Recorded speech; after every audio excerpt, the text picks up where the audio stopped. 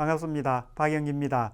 이번 시간에는 전자공학을 이제 배우시는 분들을 위해서 전자공학을 어떻게 하면 학습을 잘 할 수 있는가 하는 학습 가이드에 대해서 소개해 드리겠습니다. 먼저 전자공학이 무엇인가? 이제 영어로 보면 일렉트로닉스 엔지니어링이니까 이제 공학이라는 걸 알겠고, 일렉트로닉스니까 일렉트론이 이제 전자죠. 그 전자가 뭐가 어떻게 되는 그런 공학, 전자하고 관련된 공학이다 라고 이제 생각을 할 수 있는데, 우리가 흔히 그냥 일상적인 생활에서 이제 전자공학 그러면 막 복잡한 회로, 여기 사진처럼 복잡한 회로 기판이 있고, 또 뭐 이제 선이 막 복잡한 선이 이렇게 연결되어 있고, 이제 그런 것들을 많이 떠올릴 수 있는데, 원래 이제 전자공학 전체를 이제 살펴보면은 이렇게 되어 있습니다. 진공이나 기체, 고체 내에서 결국 전자의 운동을 연구하고 이제 그것을 이용하는, 공학이니까 이제 이용까지 하는 거죠. 연구만 한다면 뭐 이학 계통해서 공부하는 걸 건데, 공학은 이제 그것을 이용까지 하는 거죠.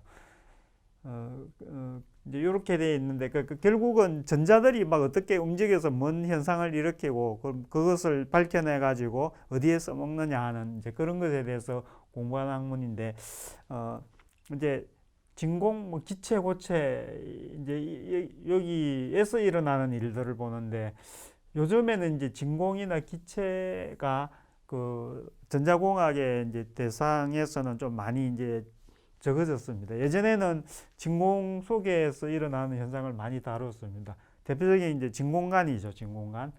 예, 요즘 이제 분들은 잘 모르겠지만, 예전에는 이렇게 생긴데 핀도 많고, 여기에 이제 전원이 들어가면 여기 히터에 불이 켜져서, 이게 이제 진공 속에서 전자들이 방출이 되면서 이 그리드라는 그런 거기 연결돼서 그리드에 신호를 넣어주면, 그리드 때문 신호 때문에 이제 여기 에노드에서 캐소드로 가는 그 전자의 양이 막 바뀌어요. 조그만한 양으로 크게 양을 바뀌는 정폭 작용을 할 수 있습니다. 그런 것들을 이제 진공에서 이제 썼고, 뭐 브라운관 같은 디스플레이 같은 경우도 예전에는 이제 이런 브라운관이 있었죠.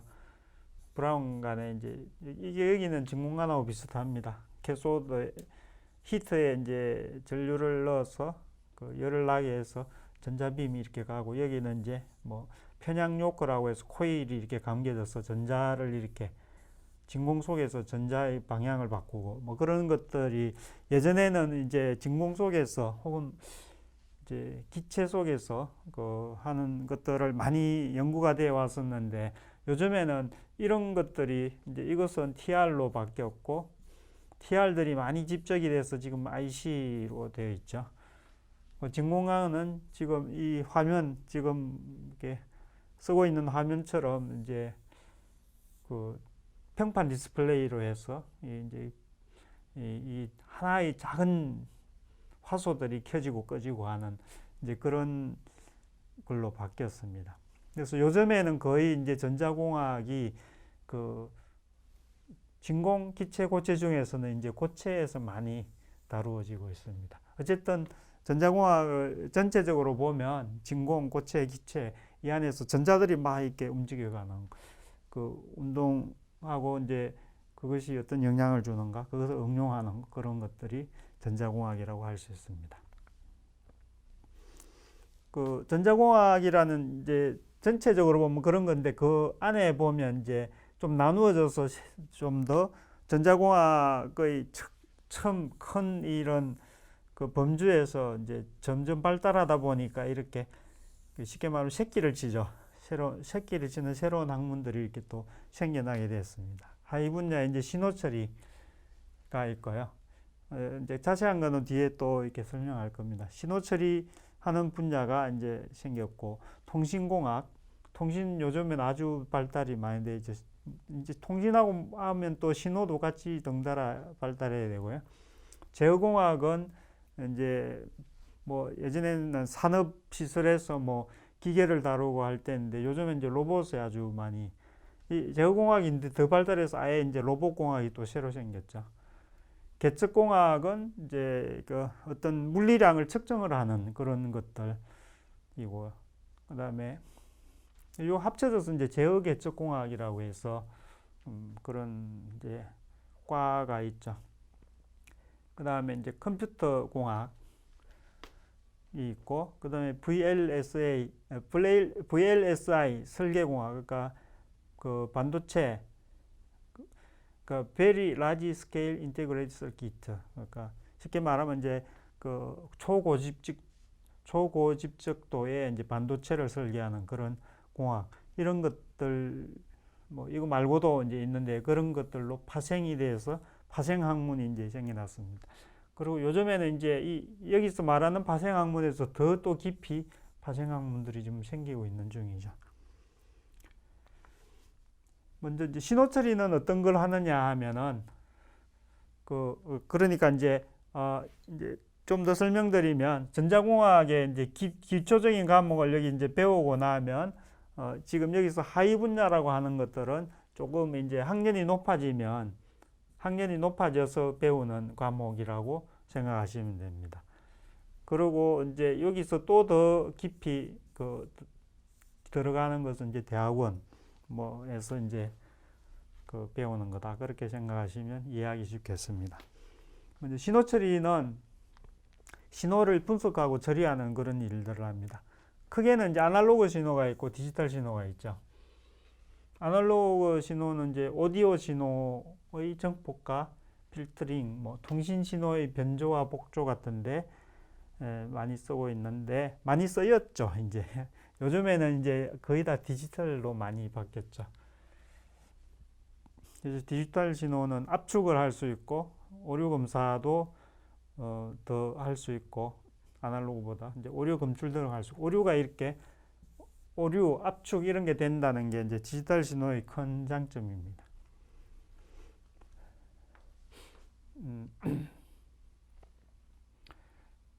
이제 여기 뭐 그래프를 예로 보냈는데, 이거는 이제 시간에 따라 이런 막 이제 이런 신호가 있는데, 이것은 시간에 따라 진폭이니까 이거는 거의 이제 생 데이터라고 볼 수 있습니다. 바로 측정한 건데, 이거는 주파수에 따라서 진폭이니까, 이게 우리 눈으로는 그냥 잘 모르겠는데 주파수에 따라 보면 어떤 주파수마다 이게 탁탁 피크가 있죠. 이런 걸로 이제 이게 이제 바로 신호의 분석한 결과죠. 분석을 하면 이렇게 되고, 이런 신호가 이런 특정 주파수 때의 신호가 합쳐져서 이런 거다, 이제 이런 것들을 알 수 있습니다. 그다음 통신공학은 이제 통신이면 이제 커뮤니케이션인데요. 요즘 말하는 통신공학은 이제 텔레커뮤니케이션 같은 이게 이제 무선을 말하는 거죠. 무선 통신공학인데, 그래서 요즘에 뭐 통신공학 하면 그냥 기본적으로 무선 통신이라고 생각하셔야 됩니다. 그래서 이제 정보의 전송을 다루는 학문입니다. 전송인데 이제 이것도 유선이 있고 무선이 있죠. 그래서 요즘 이제 무선이 거의 다다. 그래서 송신기, 수신기, 그렇게 이제 통신을 하려고 하면 통신공학에서는 이제 전송을 하는 거, 어떻게 보낼 거냐, 어떻게 받을 거냐, 이제 여기 드럼 같이 생긴 이것들이 다 안테나죠. 예. 뭐 이렇게 생긴 안테나, 파라볼라 안테나, 뭐 예전에 TV에 쓰던 이런 안테나 여러 가지가, 그다음에 자동차에 이렇게 있는 이런 안테나도 있고, 루프 이런 식으로 생긴 것도 있고, 뭐 여러 가지 안테나인데, 이게 어떻게 주고 어떻게 받을 거냐 하는 거죠. 그래서 통신공학하고 또 밀접한 게 이제 신호 처리하는 부분입니다. 앞에서 이제 배운 신호 처리. 그 다음에 제어공학은 상업용 비행기 비행과 추진. 요즘에는 이제 영화를 보면 많이 나오죠. 그 큰 여객기 이런 게 보면 조종하는 게 거의 이게 컴퓨터실이 있어서 이 컴퓨터가 다 조절하는 걸 알 수 있죠. 비행기 날개, 뭐, 이 에일러론, 뭐, 그 다음에 이게 러더, 엘리베이터, 이런 것들을 조절하고 하는 것들이 다 이제 그 컴퓨터가 하는 건데, 컴퓨터가 하는데 그 안에 이제 알고리즘이나 뭐 그런 것들이 다 이제 제어공학의 역할이죠. 그리고 이제 드론 같은 것도 드론을 만약에 드론을 만약에 무슨 비행기 조종하듯이 이렇게 손으로 하려면 거의 불가능에 가깝습니다. 자세 제어 같은 거는 아예 안에 이제 프로세서가 있어서 자세 제어는 자동으로 되게 그렇게 해야만 조종을 할 수 있습니다. 뭐 공장 자동화 같은 데도 이제 제어공학이 많이 쓰이죠. 이게 보니까 이제 드론 같죠. 그리고 공장에서 이제 이제 공장 따라 다 다르겠지만 이제 거기서 다루는 것들을 어떨 때는 어떻게 하고 어떨 때는 어떻게 하고 여러 가지 이제 제어를 할 수가 있습니다. 계측공학은 이제 측정을 하는 학문이에요. 물리량을 측정하는 거. 물리량이라는 게 온도, 뭐 압력, 또 뭐가 있죠?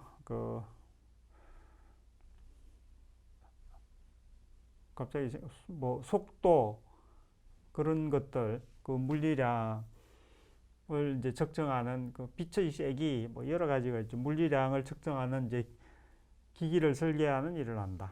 요즘에는 이제 아두이노 같은 그런 걸로 개인도 그렇게 어렵지 않게 이제 계측공학에서 물리량 측정하는 게 이제 아두이노나 같은 데 센서 모듈이죠. 센서 모듈.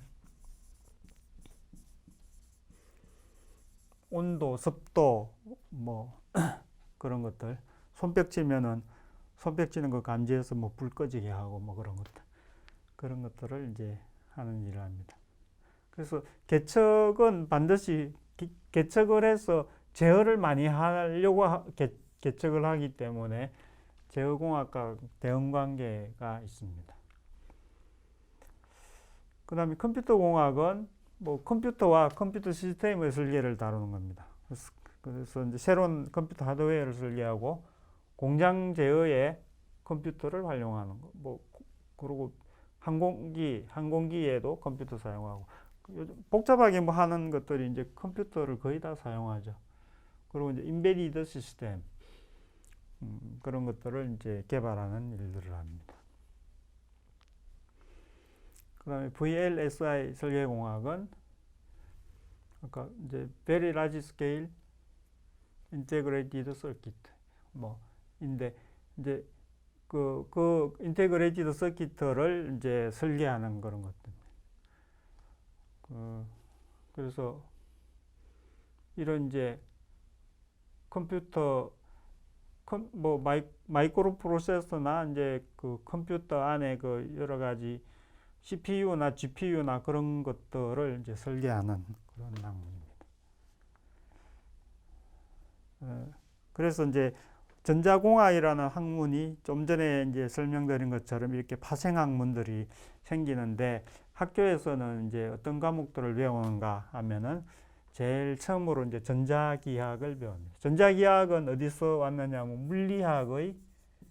물리학 쪽에서 이제 전기와 자기 분야가 있죠.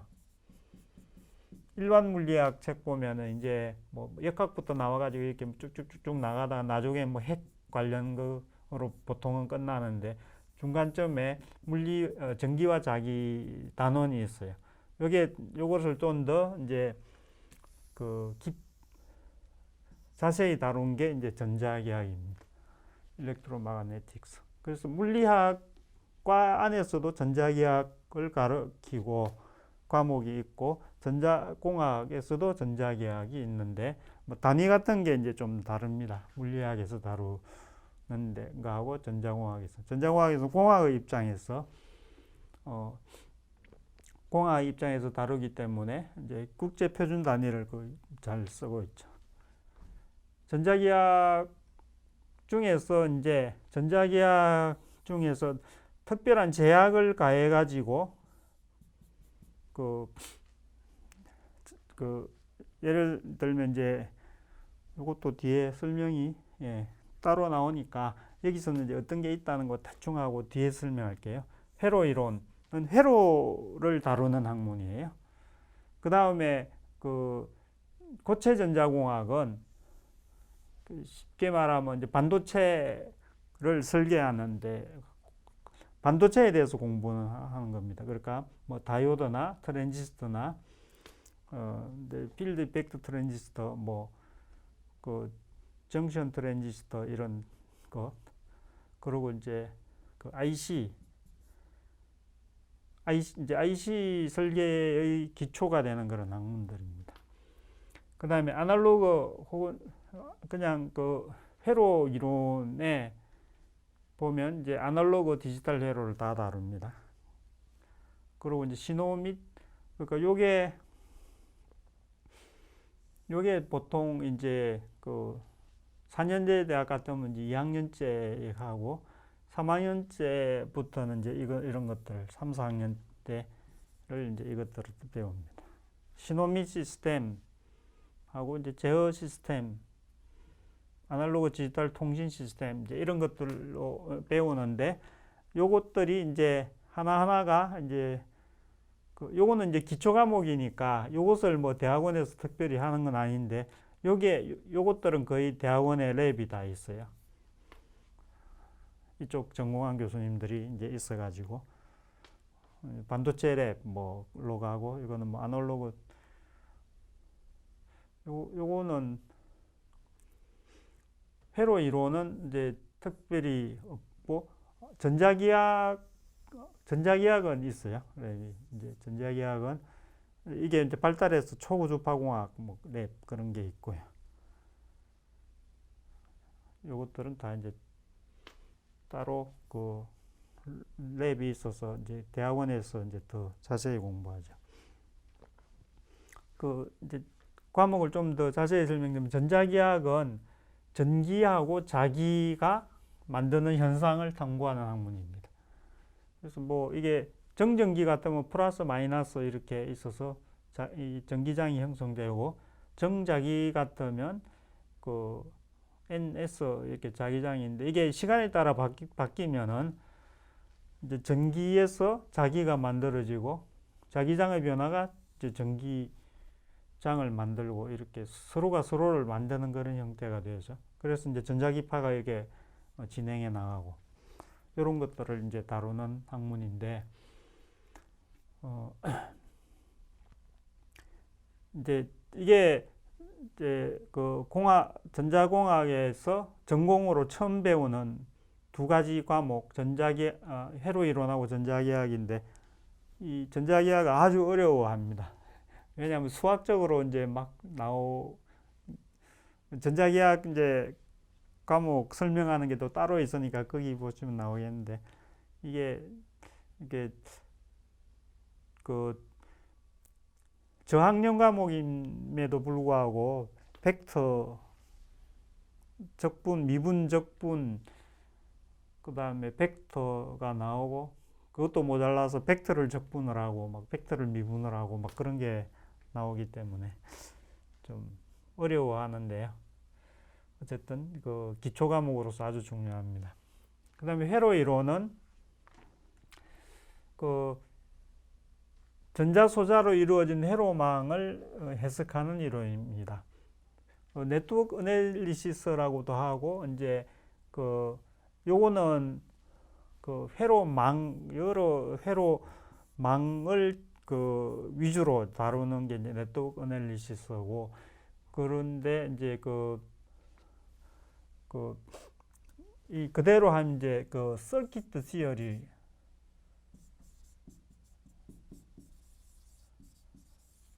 요거는 이제 요것은 이제 회로망을 주로 다루는 거고, 요것은 이제 좀 요런 회로망, 그러니까 네트워크라는 것은 좀 원거리 통신 이런 느낌이 강한 거고요. 회로 이론은 이제 이런 회로를 다루는 좀 원리 같은 거를 다루는 거고요. 또 일렉트릭 서키트라고,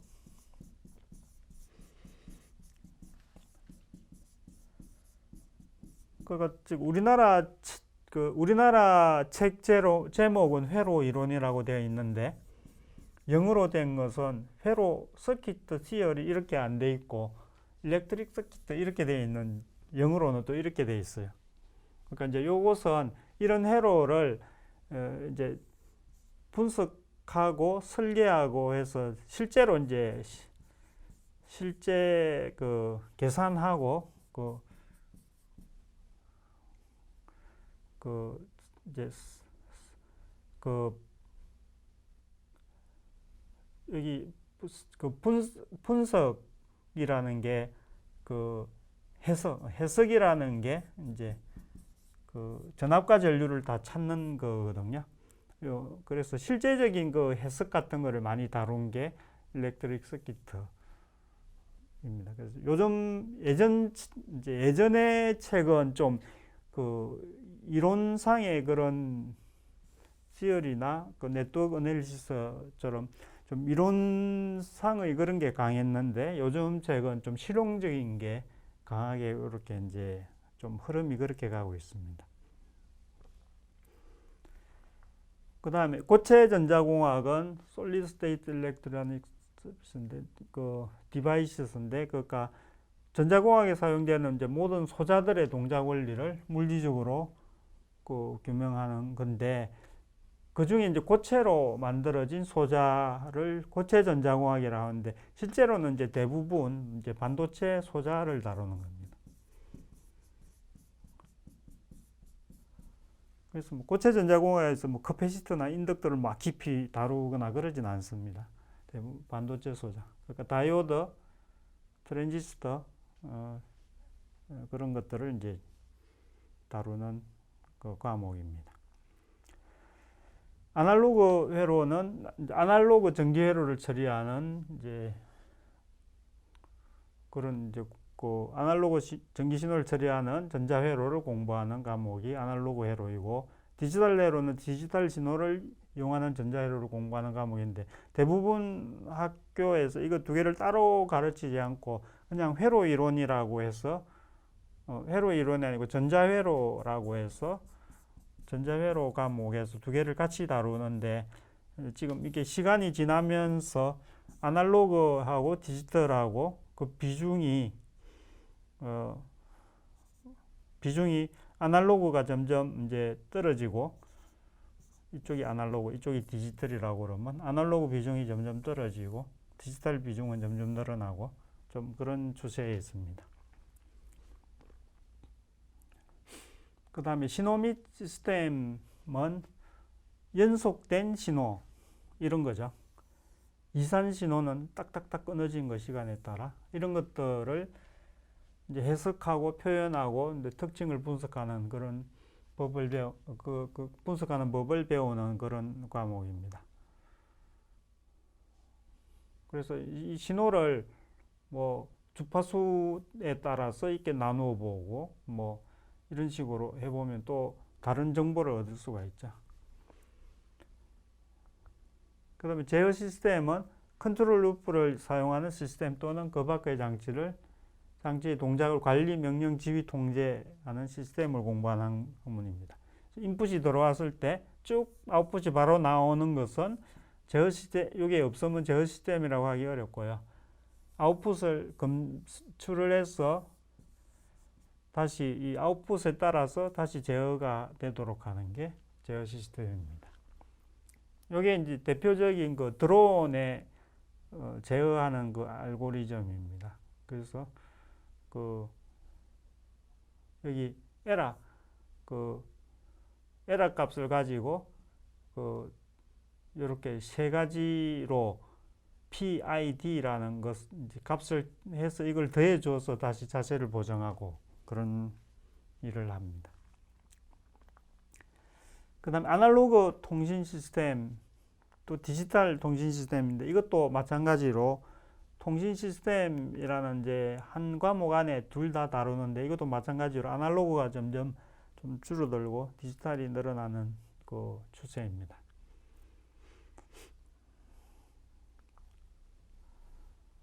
그래서 뭐 그 디지털 통신 같은 경우 이제 확률 및 랜덤, 뭐 신호의 전송, 검출 방식, 성능 분석, 변복조, 최적 수신 이런 것들에 대해서 공부합니다.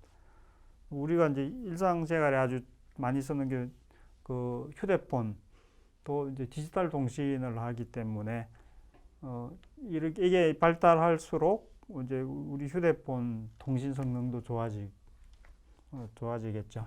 네. 그리고 이제 이번에는 전자공학하고 관련된 이제 직업이 뭐가 있을까? 아주 많을 건데요. 이거 여기 이 한 지면에 다 쓰기에는 부족한데 그래도 좀 생각해 보면 직접 관련된 직업, 전자공학 출신이면 할 수 있는 게 이제 우주항공 엔지니어. 이게 우주항공이면 뭐 저기 항공 이쪽으로 공부한 사람 아닌가 싶지만 아까 말씀드린 것처럼 이 비행기 자세요 이런 게 다 이게 전자공학을 바탕으로 한 것들입니다. 그래서 우주항공 엔지니어가 될 수도 있고 방송 엔지니어, 그 방송에서 다루는 게 다 신호를 다루는 거죠. 영상 신호, 음성 신호 이런 것들. 그 다음에 제어 계측 기사도 할 수 있죠. 그래서 뭐 공장에서 혹은 뭐 그 연구하는 기관에서 어떤 걸 측정하는 그런 그 측정하는 그 센서를 개발하는 일도 할 수 있고 그걸로 측정을 하는 일도 할 수 있고 그렇죠. 그다음에 전자기사 그다음에 그 회로를 이제 다루는 건데 이거는 좀 아주 그 범위가 넓죠. 그다음에 정보통신 컨설턴트, 네트워크 엔지니어, 원자력 기술사. 원자력에 또 왜 전자공학이 들어갈까 싶은데 그 원자력 를 연구하는데 거기도 다 그 결과를 검출을 해야 되고 그거를 또 검출한 결과를 또 분석을 해야 되고 그렇죠. 예를 들면 입자가속기 같은 것도 거기 보면 다 이렇게 전자 계측기나 전자회로 컴퓨터 이런 게 다 연결되어 있잖아요. 이런 것들. 그다음에 시스템 분석가, 뭐 어떤 시스템이 있는데 이게 어떻게 잘 동작하는지, 뭐 에러율이 얼마가 되는지, 신뢰성이 얼마가 되는지 이제 그런 것들을 보고 하는 것들이죠. 깊이 들어가면 저도 잘 모르는데요. 그렇게 그 정도로 이제 광범위하고 여러 일들이 있습니다. 그 다음에 이제 전자공학을 전공을 했으면 좀 더 유리한 그런 것들이 있죠. 경영 컨설턴트. 이게 왜 전자공학, 요즘에는 이제 기업 CEO도 공학 출신들이 많은 편이죠. 일단 공학 출신들은 이제 그 수학을 잘 하고 또 논리적으로 생각하는 것들이 단련이 돼 있고 그렇죠. 그다음에 뭐 멀티미디어 프로그래머, 그다음에 과제 관리자, 전문 서적 저자. 그러니까 이제 그 전문 서적 중에 이제 전자공학하고 관련된 그런 쪽이죠. 판매 담당 기술자 이런 것들. 그러니까 어떤 분야든지 어떤 일을 해도 여러 다양한 이제 전공을 한 사람들이 다 이렇게 모여 있어야 일이 잘 되거든요. 그런 곳에 이제 들어올 수 있다는 거죠. 그래서 뭐 예를 들면 전자공학을 공부했는데 전자 제품 회사처럼 이렇게 많은 사람이 모여가지고 전자 이제 이렇게 생각해 보시면 됩니다. 전자제품을 만드는 회사에 많은 전자공학 출신들이 있는데 그 중에 보면 의외로 미술을 전공한 사람이 있을 수가 있어요. 왜냐하면 이게 디자인을 잘해야 되니까 가전제품 이런 것들이 디자인이 좋아야 되죠. 의외로 미술을 전공한 사람이 필요하다는 거죠. 그것을 거꾸로 생각해 보면 다른 분야인데 예를 들면 우리 문화재를 연구하는 그런 일을 하는 곳인데 전자공학을 전공한 사람이 필요하다는 거죠.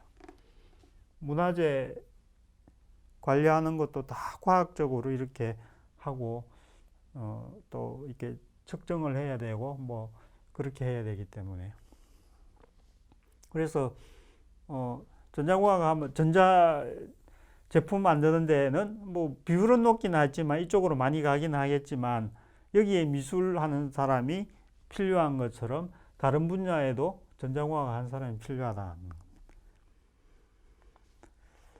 그 다음에 전자공학 공부하는 법 중에서 이제 제가 강의하면서 질문 받고 한 것 중에 좀 질문 받은 것 중에 이제 느낀 바 그런 것들이 있어서 좀 유의해야 할 일들을 좀 정리를 해봤습니다.